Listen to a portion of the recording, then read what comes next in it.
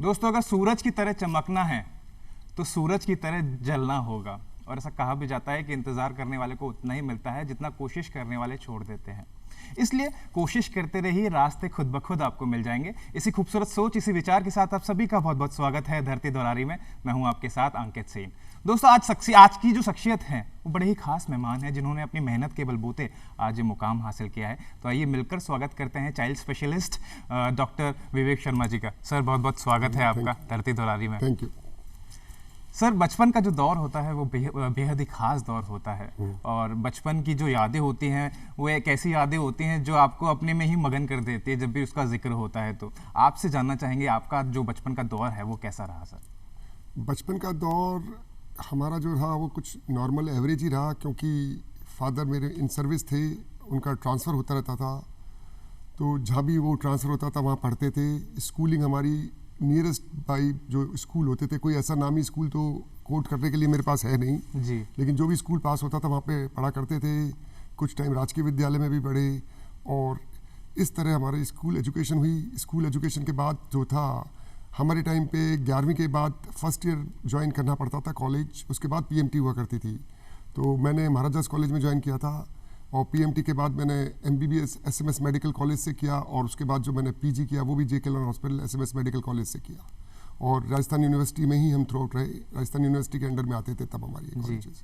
कब आपने डिसाइड किया कि आपको डॉक्टर बनना है? क्योंकि ये फैसला भी आपका भविष्य तय करता है कि कब आपने माइंडसेट बनाया कि हाँ, मुझे अब डॉक्टर लाइन में ही जाना है। ऐसे तो मेरी फैमिली में सब डॉक्टर्स थे। मेरे फादर भी डॉक्टर थे, ग्रैंडफादर भी थे और अन्य चाचा ताऊ में भी हमारे डॉक्टर्स थे। डॉक्टरी का माहौल था। लेकिन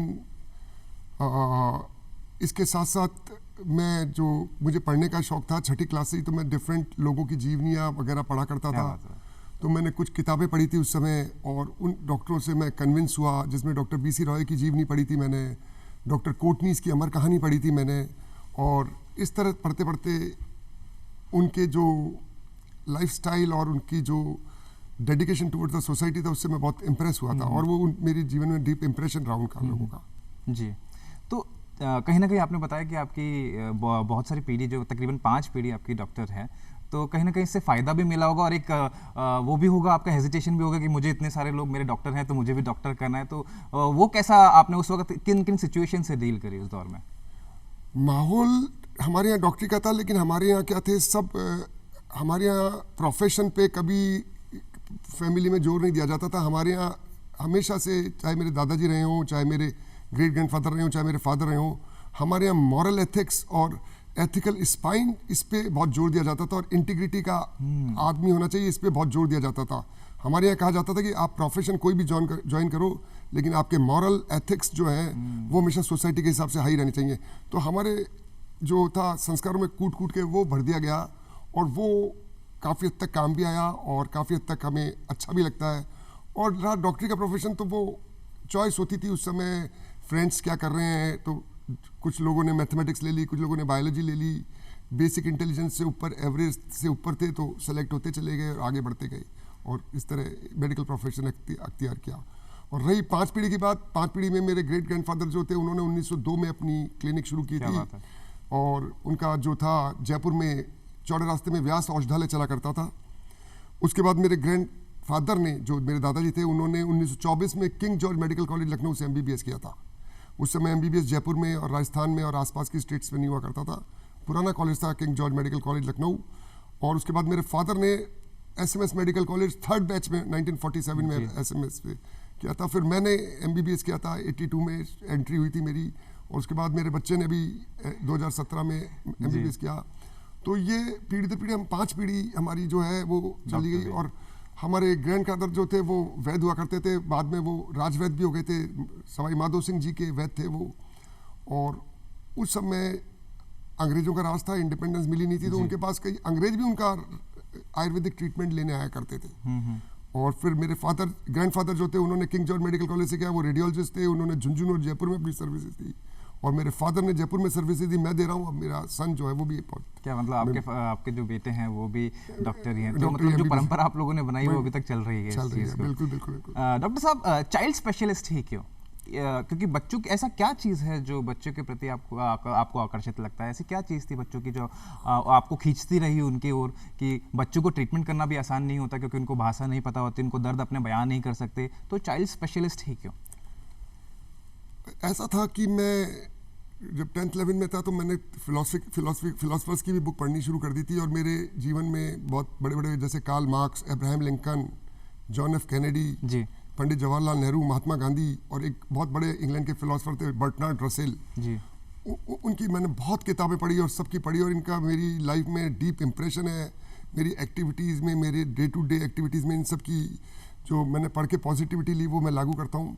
तो बर्टनार्ड रसेल अपनी किताब में क्या करते थे कि जिस कंट्री में लोग अपने बच्चों की कद्र नहीं करते और एनिमल्स की कद्र नहीं करते और प्लांट्स की कद्र नहीं करते, वो कंट्री कभी आगे नहीं बढ़ सकता। तो मैंने उनके काफ़ी पढ़ने के बाद उनकी बात को मैंने अपने पे लागू किया, और मैं शुरू से बच्चों की एक्टिविटीज़ देखता रहता था और बच्चों की एक्टिविटीज़, एनिमल्स एक्टिविटीज़ में देखता रहता था। तो मुझे लगता था कि वो काफ़ी हद तक सही करते रह गए, क्योंकि लोग जिस उम्र से गुजरते हैं उस उम्र में वो जो काम कर रहे हैं वो बड़े होने के बाद वो अपने बच्चों को नहीं करने देते। वो भूल जाते हैं कि हमने भी कभी ये काम किया था। आप खुद रास्ते में पतंग लूट रहे हैं और दूसरा बच्चा पतंग लूट रहा है तो उसको गालियां देंगे कि रास्ते में आ रहा है, एक्सीडेंट हो जाएगा। तो ये अपने आप को आप समझते नहीं कि उसकी मानसिक स्थिति क्या है, आपकी क्या है। तो धीरे धीरे बच्चों की जब मैंने एक्टिविटीज़ नोट की और इनकी साइकोलॉजी नोट की, तो मुझे धीरे धीरे इंटरेक्शन में भी उनसे मजा आने लगा। और आज भी मैं कहीं जाता हूँ तो स्कूली बच्चों में, छोटे छोटे सेंटर्स में जहाँ भी जाता हूँ, वहाँ बच्चों के साथ जरूर इंटरेक्शन करता हूँ और उनके व्यूज़ लेता हूँ। उनके व्यूज़ बड़े अलग तरह के व्यूज़ आते हैं बच्चों के, और आपको बहुत कुछ सीखने को मिलता है। और आप जिस चीज़ को अपनी बहुत समझते हो कि मेरा बहुत इंफीरियर पॉइंट है, पता चलता है बच्चे उसको बहुत सुपीरियर मान रहे हैं, और आप जिसको बहुत सुपीरियर पॉइंट समझते हो उसको बहुत इंफीरियर मान रहे होते हैं। तो इस तरह धीरे धीरे, और अल्टीमेटली फिर मैंने चाइल्ड स्पेशलिटी मुझे मिली, मेरिट थी तो मिली, जो मिलती नहीं चाहिए थी मिल गई, और उसमें मैंने प्रैक्टिस की और प्रैक्टिस कर रहा हूँ। जी जी, जाहिर सी बात है बच्चों को ट्रीट करना आसान नहीं होता। डॉक्टर साहब, अक्सर ये देखा गया है कि बच्चों में, खासकर जब वो 11th-12th के, जब वो 10th 11th 12th करते हैं तो वर्कलोड भी बढ़ जाता है, प्रेशर बहुत बढ़ रहा है, डिप्रेशन हम देख रहे हैं कि छोटे छोटे बच्चों में डिप्रेशन का शिकार भी हो रहे हैं। इसके पीछे की क्या वजह है? क्या परिवार का सपोर्ट, मेंटल सपोर्ट ज़्यादा कम हो रहा है, या फिर बच्चे इतना ज़्यादा स्ट्रेस हो रहे हैं करियर को लेके? इसके पीछे की आप क्या वजह मानते हैं? देखिए साहब, इसमें मेरा ही मानना है कि सोसाइटी में बेसिकली क्या है कि रीडिंग हैबिट्स कम होती जा रही हैं, और धीरे धीरे जब रीडिंग हैबिट्स कम होती जा रही हैं तो लोगों को डिफरेंट व्यूज़ पता नहीं चल रहे। 80% से 90% बच्चे, 10% बच्चों का तो मैं नहीं कह सकता, ज़्यादातर मोबाइल में ही अटके हुए हैं बच्चे, मोबाइल में अटके हुए हैं, और सोशल मीडिया पे अटके हुए हैं, जो कि जिनमें सेंसेशनल न्यूज़ आती हैं, जिनमें र्यूमर्स आती हैं, जिनमें हिस्ट्री को तोड़ मड़ोड़ के प्रस्तुत किया जाता है। तो बच्चों को हकीकत पता नहीं चल पाती और सोर्स ऑफ इंस्पिरेशन उनको मिल नहीं पा रहा, और ग्रुप बाजी रहती है। पर्टिकुलर ग्रुप के लोग हैं वो कुछ डालेंगे, पर्टिकुलर ग्रुप के कुछ डालेंगे, कोई किसी साधु संत की अप्रिशिएट कर रहा है, कोई किसी साधु संत को क्रिटिसाइज कर रहा है। तो बच्चों के भी समझ में नहीं आता कौन सही है कौन गलत है। तो वो, और अल्टीमेटली बुक्स रीडिंग की हैबिट है नहीं, बुक्स में जो तथ्य होते हैं वो बच्चे पढ़ नहीं पा रहे। तो मेरा ये मानना है कि बच्चे जितने मोबाइल से दूर रहेंगे और जितनी इनकी रीडिंग हैबिट्स बढ़ेगी, और जितना ये क्रॉस सेक्शन ऑफ सोसाइटी में लोगों की जनरेशंस, पिछली जनरेशंस के बारे में जानेंगे, उतना इनका मेंटल डेवलपमेंट ऊंचा होगा। प्रोफेशन कुछ भी रह सकता है, कोई आईएएस भी बन सकता है, कोई इंजीनियर भी बन सकता है, कोई सोशल वर्कर भी बन सकता है, कोई एलडीसी भी बन सकता है, कोई यूडीसी भी बन सकता है, लेकिन उसका कैलिबर और उसका स्टेचर वो हमेशा हाई रहेगा। बिल्कुल, बहुत अच्छी बात कही आपने। लेकिन डॉक्टर साहब, ऐसा कहा जाता है कि दवा के साथ साथ प्यार भी बहुत काम करता है किसी भी बीमारी को ठीक करने के लिए, और हम देखते हैं आजकल की दोनों ही मदर फादर वर्किंग होते, इतना समय वो एक दूसरे के साथ नहीं बिताते। कहीं ना कहीं ये भी कारण लगता है कि पेरेंट्स को भी थोड़ा ध्यान रखना चाहिए इस चीज़ के ऊपर कि बच्चे के ऊपर प्रॉपर टाइम दिया जाए, उसको वो क्या कर रहा है उसके ऊपर एक प्रॉपर गाइडेंस होनी चाहिए, मॉनिटरिंग होनी चाहिए। बिल्कुल, बच्चों को प्रॉपर टाइम भी देना चाहिए, और बच्चों को जब ज़रूरत हो और जब नीड ऑफ द आवर हो तो इनको अकेला भी छोड़ना चाहिए, ताकि ये इंडिपेंडेंट भी बने थोड़े से। और ऐसे कुछ पेपर्स पब्लिश हुए, ऑब्जर्वेशन आए हैं, जिनमें देखा गया कि जिनके पेरेंट्स वर्किंग पेरेंट्स होते हैं वो बच्चे बहुत इंडिपेंडेंट और बहुत सेल्फ सफिशिएंट बन जाते हैं। फॉर एग्जाम्पल आप पेरेंट्स घर में रह रहे हैं, बच्चे को बिस्किट चाहिए तो पेरेंट उतार के उसको बिस्किट दे देगा। बच्चा जब अकेला रहता है तो वो स्टूल लगाता है, ये करता है और ऊपर से उतारता है। तो सेल्फ सफिशिएंसी जो देखी गई है, तो ये ऐसा कुछ नहीं, टाइम लिमिटेड देना चाहिए बच्चों को इंडिपेंडेंट भी छोड़ना चाहिए और बच्चों को जनरल डेवलपमेंट बच्चों का देखना चाहिए। वनस्पत एक ही एक एकेडमिक डेवलपमेंट नहीं देखना चाहिए, एकेडमिक डेवलपमेंट बेसिक देखना चाहिए, उसके साथ साथ general, social and psychological and physical सारा डेवलपमेंट बच्चे के पे नोट करना चाहिए। क्योंकि एक ही एक डेवलपमेंट के पीछे हम पढ़ते हैं और उसको फोर्स करते हैं तो वो बाकी डेवलपमेंट बच्चों का रुक जाता है और आगे जाके वो XYZ किसी भी पोस्ट पे हो, लेकिन वो एक नैरो माइंडेड और एक संकुचित नागरिक बन के रह जाते हैं। बिल्कुल, बहुत अच्छी बात डॉक्टर साहब आपने कही। अभी ठंड शुरू होने वाली है और बहुत सारी चीज़ें ऐसी हैं जिसमें ध्यान रखना चाहिए, खासकर छोटे बच्चों की अगर मैं बात करूँ तो ऐसे में क्या क्या प्रिकॉशंस लेके चलना चाहिए जो छोटे बच्चे हैं उनको, क्योंकि ऐसी बहुत सी बीमारियां हैं जो ठंड में बच्चों को लगती है। ऐसे में माँ बाप को किस तरीके से प्रिकॉशन लेना चाहिए, क्या कुछ करना चाहिए डॉक्टर साहब? देखिए, सर्दी का मौसम है, बदलता मौसम है, खांसी जुकाम वगैरह बहुत कॉमन होते हैं, निमोनिया होते हैं, अस्थमा होते हैं, एलर्जीज होती हैं, नाक बहने की बीमारी होती है। तो पेरेंट्स ध्यान रखें, बच्चों को पब्लिक प्लेसेस पे ना लेके जाएं जहाँ भीड़ हो रही है, क्योंकि क्रॉस इन्फेक्शन होने के चांसेस रहते हैं। दूसरा, मास्क लगा के रख सकते हैं। कोविड चला गया तो इसका मतलब ये नहीं कि मास्क ना लगाएं। पब्लिक प्लेसेस पे अगर बच्चों को ले जा रहे हैं और मास्क लगा के रखेंगे तो बहुत फ़ायदा रहेगा और बीमारियों से भी प्रिवेंट होता है। बच्चों का वैक्सीनेशन जो स्टेटस है वो पूरा कंप्लीट रखें। एक वैक्सीनेशन बच्चों के लगवाएं तो बीमारियां प्रिवेंट हो सकती है सारी। बिल्कुल। और फिर भी कुछ बीमारी लगती है तो इमीडिएट अर्ली फेज में डॉक्टर की एडवाइस लें।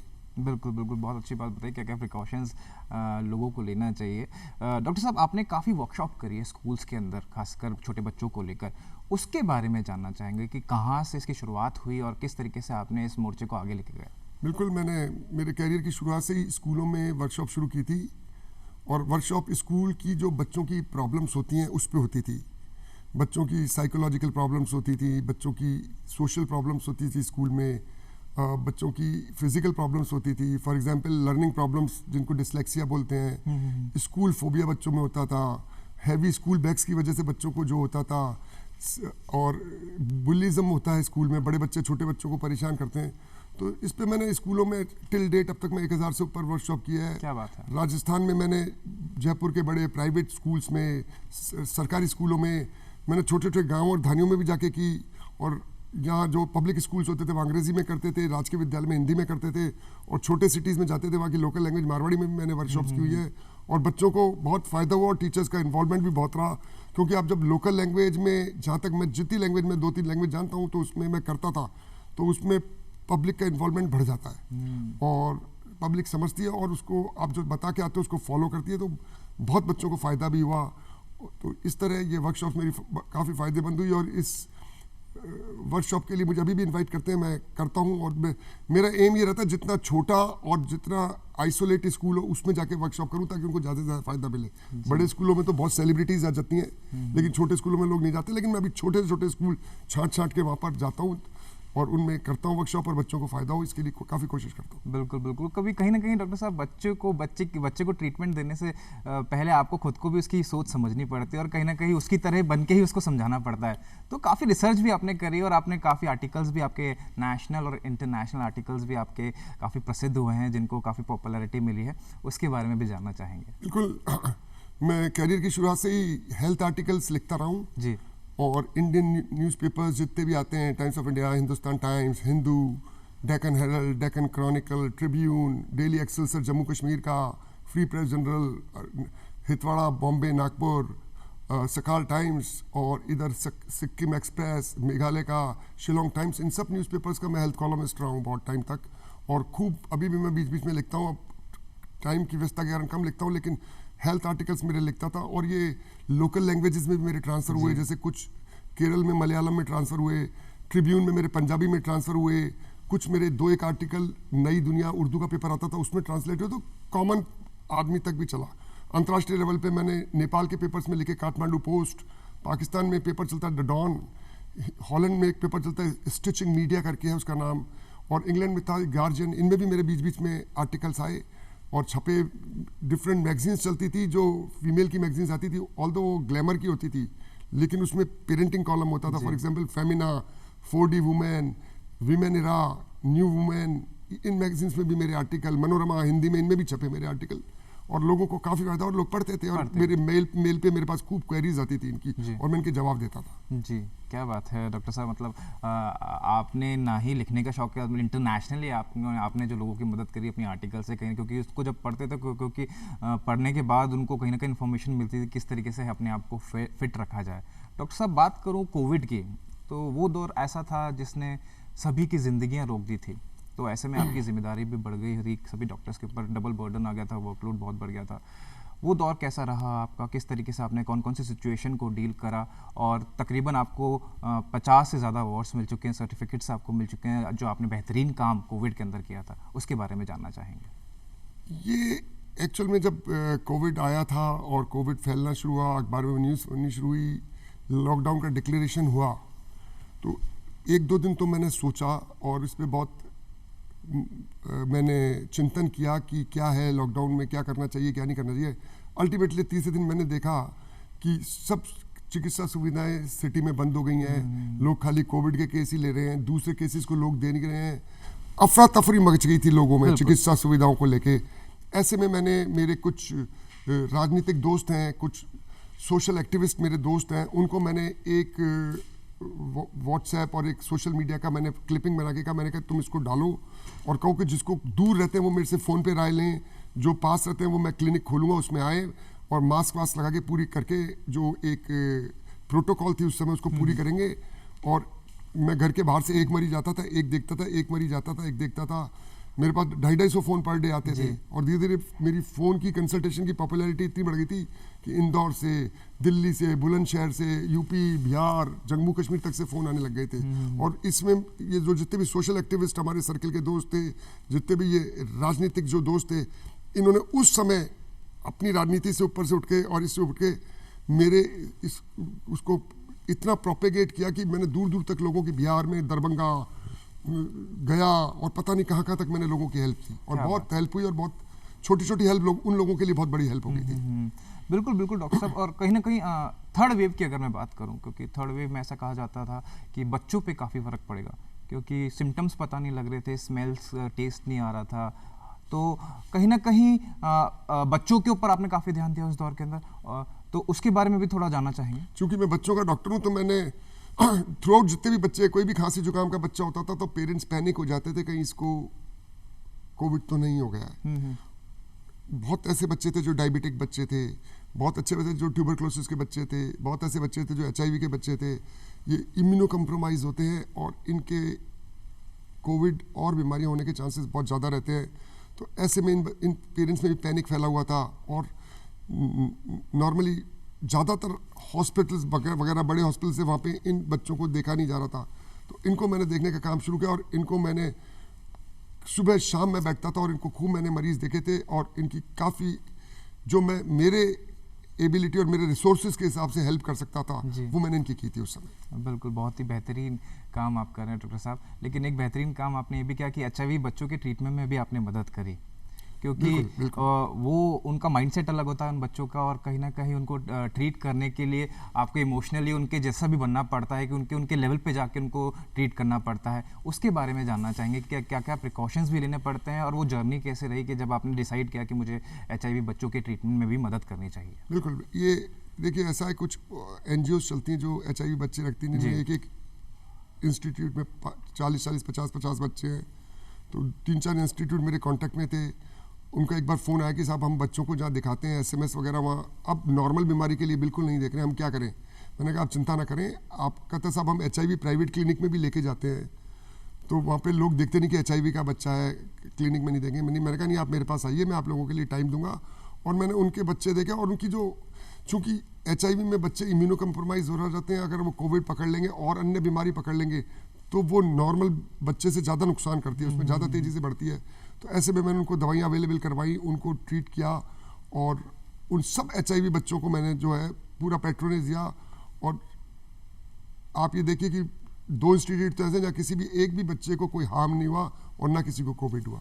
उनको हमने प्रिवेंशन के पॉइंट्स बताए, उनको आइसोलेशन बताया और उनको कैसे डबल ट्रिपल मास्क लगा के रखने ये भी मैंने उनको बताया। उनको तरह तरह के N95 मास्क बताए और उनको सबको कुछ सोशल जो ये वेलफेयर सोसाइटीज़ उनसे उनको अवेलेबल भी करवाए मैंने, जो करवा सकता था मेरे रिसोर्सेज के अनुसार। तो उनको काफ़ी फ़ायदा हुआ और वो काफ़ी, और मेरे लिए काफ़ी खुशी की बात रही है। ये मैं इसको अपना लाइफ टाइम अचीवमेंट मानता हूँ कि मैंने इस तरह के बच्चों को उस पीरियड में बचा के रखा। नॉर्मल आदमी इकोनॉमिकली जो अच्छे होते हैं वो तो फिर भी उनके पास रिसोर्सेज होते हैं, इन बच्चों के HIV अलग, NGO में अलग रह रहे हैं। तो इनको मैंने किया, तो इसको मेरे में मैं कोई अप्रिशिएशन करता नहीं करता, पर मुझे खुद को लगा कि मेरा ये एक बहुत बड़ा अचीवमेंट है। बिल्कुल बिल्कुल, बहुत अच्छी काम आप कर रहे हैं। समाज के प्रति जो आपकी जिम्मेदारी है वो सराहनपूर्ण है, बिल्कुल सराहनीय है। डॉक्टर साहब, एड्स ऐसी बीमारी है जो लाइलाज है अभी तक, और एक प्रॉपर ट्रीटमेंट अभी भी कहीं ना कहीं इस पर रिसर्च हो रही है, और अब तो ये बच्चों में भी देखा जा रहा है। और किन किन चीज़ों का हमको ध्यान रखना चाहिए, क्योंकि बहुत ज़रूरी है इसके बारे में बात करना, क्योंकि जब तक हम बात नहीं करेंगे, इन्फॉर्मेशन नहीं देंगे, तब तक कहीं ना कहीं इसको कंट्रोल नहीं किया जा सकता। तो किन किन चीज़ों का ध्यान रखना चाहिए? HIV की जो बीमारी है उसका तो ट्रीटमेंट चलता ही है, जो एंटी रेट्रोवायरल थेरेपी होती है वो चलती है। वो SMS में भी सेंटर है, बहुत सेंटर है, गवर्नमेंट की तरफ से बहुत सपोर्ट है इसमें, बहुत अच्छा मिल रहा है। लेकिन इन बच्चों में क्या इम्यूनिटी कम हो जाती है, तो इनको क्या बीच बीच में तरह तरह की बीमारियाँ होना, कभी खांसी जुकाम होना, कभी निमोनिया होना, कभी स्किन इन्फेक्शंस होना, कभी लिम्फेडिनाइटिस होना, कभी पेट के इन्फेक्शन होना, डायरिया होना। तो ये तरह तरह के होते हैं और इनको अर्ली ट्रीट किया जाना चाहिए। और अर्ली ट्रीट करने के लिए डॉक्टर्स का भी प्रॉम्प्ट रेस्पॉन्स चाहिए, और इनकी अवेयरनेस इनको रखनी पड़ती है कि इनको भी प्रॉम्प्ट रेस्पॉन्स लेना चाहिए। तो ये अगर प्रॉम्प्ट रेस्पॉन्स लेते हैं और प्रॉपर ट्रीटमेंट मिलता है तो ये इनकी लाइफ एक्सपेक्टेंसी बढ़ती जाती है। और वायरल लोड जो गवर्नमेंट की पॉलिसीज़ और जो इंटरनेशनल रजीम के हिसाब से ट्रीटमेंट चलता है, उससे वायरल लोड इनका काफ़ी कम रहता है और काफ़ी फ़ायदा रहता है। काफ़ी फ़ायदा रहता है, तो बहुत ज़रूरी है। और डॉक्टर साहब, इस सब्जेक्ट पे बात करना, क्योंकि आज भी सब्जेक्ट पे बात नहीं कर रहे हैं लोग बाग, और कहीं ना कहीं इस सब्जेक्ट पे स्कूल से ही कहीं ना कहीं इनको इन्फॉर्मेशन जब तक मिल जाएगी, एक प्रॉपर इन्फॉर्मेशन आपको नहीं लगता कि देनी चाहिए स्कूल टाइम से ही, ताकि ये अवेयरनेस की तरह रहे कि बच्चों को इस तरीके की सेफ्टी मेजर्स का पालन करना चाहिए? आपको नहीं लगता? बिल्कुल रहना चाहिए। अवेयरनेस हर बीमारी की होनी चाहिए। जैसे फॉर एग्जांपल मैं बताता हूँ, जब ट्यूबरकुलोसिस आई थी तो उसका गवर्नमेंट ने इतना प्रचार कर दिया था कि आज से 20 साल पहले भी किसी के थूक में खून आता था तो किसी भी कारण से वो डॉक्टर के पास आता, कहीं टीवी तो नहीं है। तो इस लेवल की अवेयरनेस जो है फैलानी चाहिए लोगों को।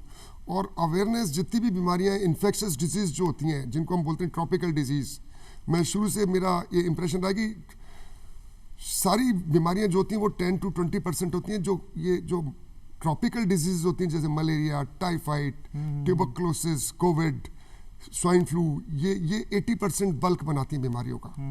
तो इनकी जो अवेयरनेस है वो बहुत ज़बरदस्त होनी चाहिए। और जिस एरिया में हो रही है वहाँ की जो प्रधान है, वहाँ के जो सरपंच हैं, वहाँ के जो कलेक्टर हैं, SDO हैं, उनकी जिम्मेदारी ये होनी चाहिए कि वहाँ की लोकल लैंग्वेज में प्रचार करें पब्लिक में। वहाँ आप इंग्लिश हिंदी में लिख के लगा देंगे तो वो पब्लिक नहीं समझेगी।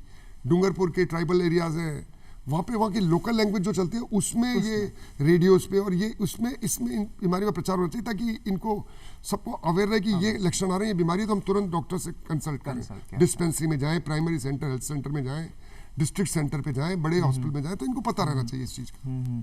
डॉक्टर साहब, आपकी हॉबीज़ की अगर मैं बात करूँ तो आपकी हॉबीज़ जो है वो ball pen, fountain pen collect करना और टाइस को कलेक्ट करना। जी जी जी तो जी, ये बड़ी ही दिलचस्प आपकी हॉबी है, कलेक्शन लोग बाग करते हैं। फाउंटेन पेन और टाई, इसके बारे का इसके पीछे की क्या राज?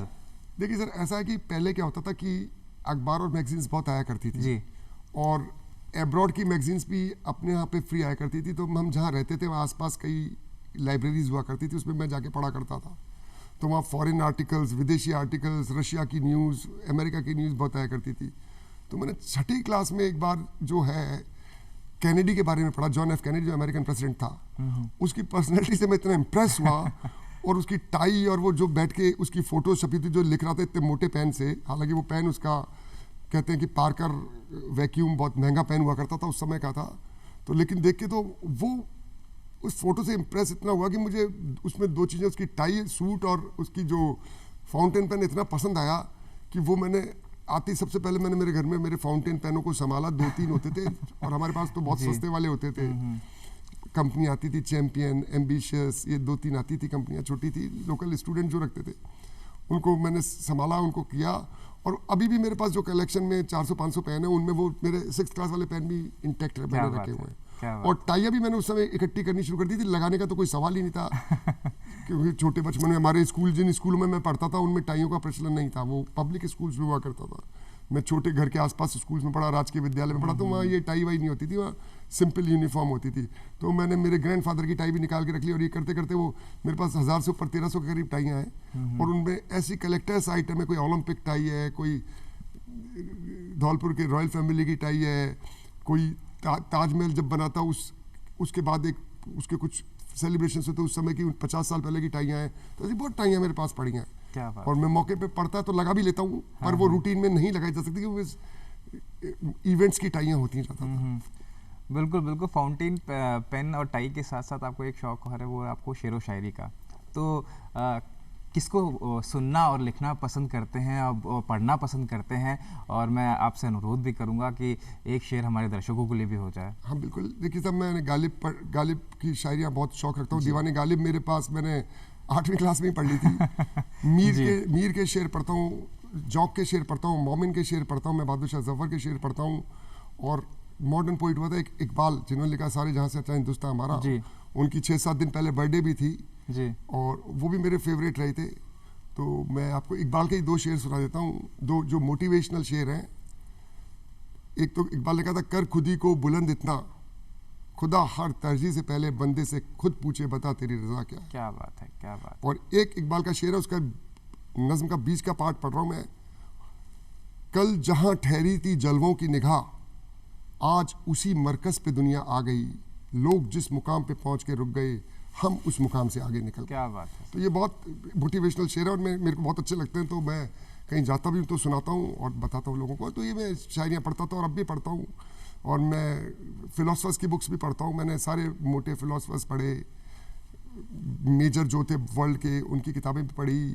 पंडित जवाहरलाल नेहरू की जीवनियाँ पढ़ी मैंने, महात्मा गांधी पढ़ा, कार्ल मार्क्स पढ़ा, बर्टनार्ड रसेल, और ये Jean Paul Sartre, Albert Camus. Philosophers को पढ़ने से आपको ज़मीन से जुड़ने का मौका मिलता है। पब्लिक की आपको एगोनी है जो पता चलती है, और उस एगोनी को हर आदमी की एगोनी दूर नहीं कर सकता वर्ल्ड में, लेकिन मेरा मानना है कुछ लेवल तक कुछ लोगों की एगोनी आप दूर कर सकते हो अगर आपको उसका कॉन्सेप्ट है तो।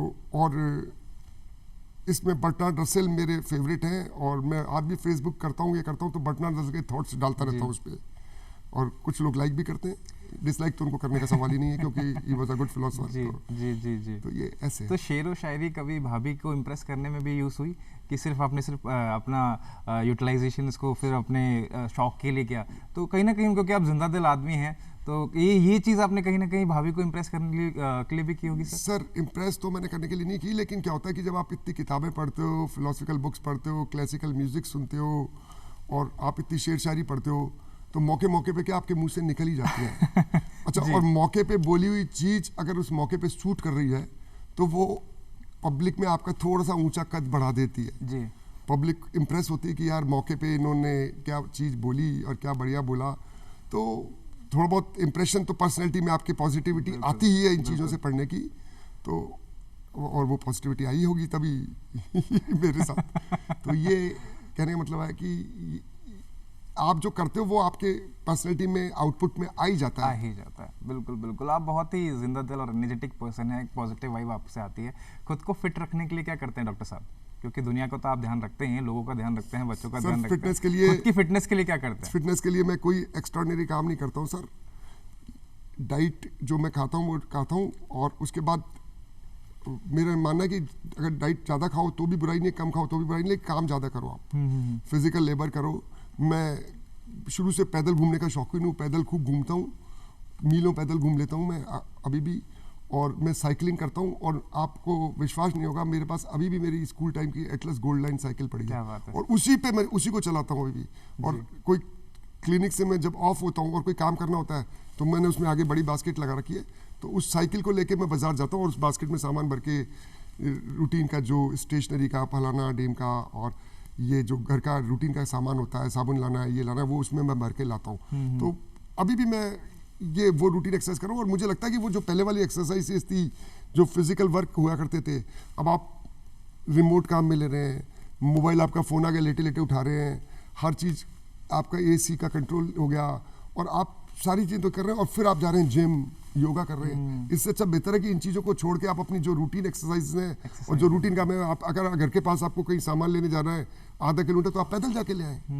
लेकिन ऐसा हो नहीं रहा। तो मेरा मानना है कि अगर लोगों को पुराने स्टाइल पे आएंगे और मशीनरी को यूज़ के लिए काम में लेंगे, मिस यूज़ नहीं करेंगे, तो उनके लाइफ स्टाइल में उनको बहुत फ़ायदा, लाइफस्टाइल में बहुत फ़ायदा होगा। डॉक्टर साहब, आपका काम आसान नहीं होता है और वर्कलोड और प्रेशर आपके ऊपर भी बहुत होता है, तो आपका वो स्ट्रेस बस्टर क्या चीज़ है जिससे आप भी प्रयोग में लेते हैं और आपको ऐसा लगता है कि हाँ, ये चीज़ करने से मैं रिलैक्स होता हूँ?